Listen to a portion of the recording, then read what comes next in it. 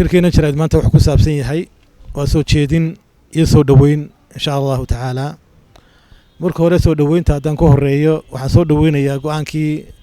محكمة السرعة كقاعدة هايدا عيمسك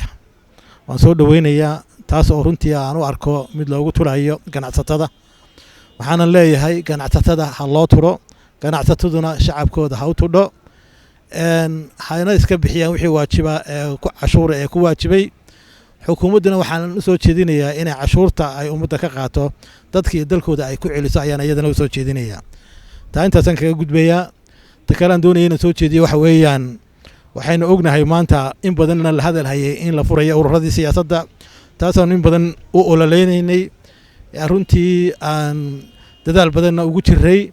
رنتي واحد مودام كتاتين أي جباب ستحي ومدحويني أرنكي يعني ودبوا عليي فرصة أورادة waxaan ku soo jeedin waxaan u soo jeedinayaa baarlamaankan cusub waxaan idin leeyahay waxa dadku shacabku idin doorteen isbedelna waa ku timaadeen waxa la idin ka rabaa isbedelkiina ka midho dhalisaan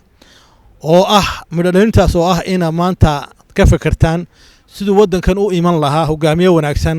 oo dadkan iyo ummadan ruuqa qaada sidii loo heli lahaa u iman lahaa ina ka fikirtaan oo ka talisaan oo aad istoorka furtaan kuna dartaan sidii loogu dari lahaa musharax madax banaan inuu ka tartamo dalkan way waxaynu ognahay maanta saddexda xusbi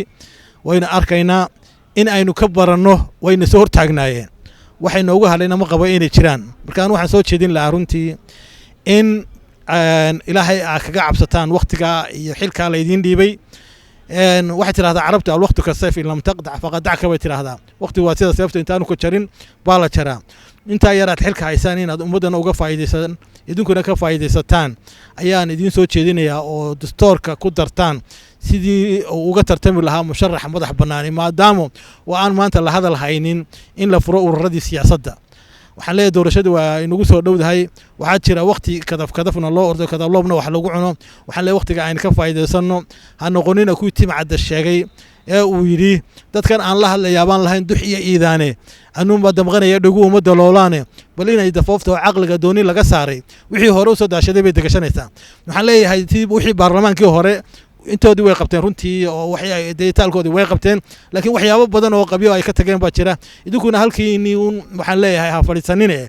waxa la idinka rabaa isbedelkii ummadan ay idin dooratay muddo dhalintiisii baa la idinka rabaa saasaan leeyahay intaana taasan kaga gudbaya waxaan kala doonayaa inaan soo jeedin kala ku daro oo ah qalin jabinta had iyo jeeraale jaamacadaha markay ka qalin jabiyaan ardaydu waxaad moodaa meelo ay ku bootayaan siyaasiyiinta iyo xisaabtu ay had iyo jeer aad moodaa inay noqoto oo ay isaga maaragtay maagaan isaga booteeyaan marka waxaan soo jeedin lahaa in mawduuca lagu joojiyo mawduuca qalin jabinta lagu ekaysiiyo oo maaragtay laga daayo bootada iyo siyaasadda laga daayo oo dhalinyaradan qalbiga laga wasakhaynayo halkii laga boorin lahaa laga wacyi gelin lahaa looga dardaarmi lahaa wanaaga laga fari lahaa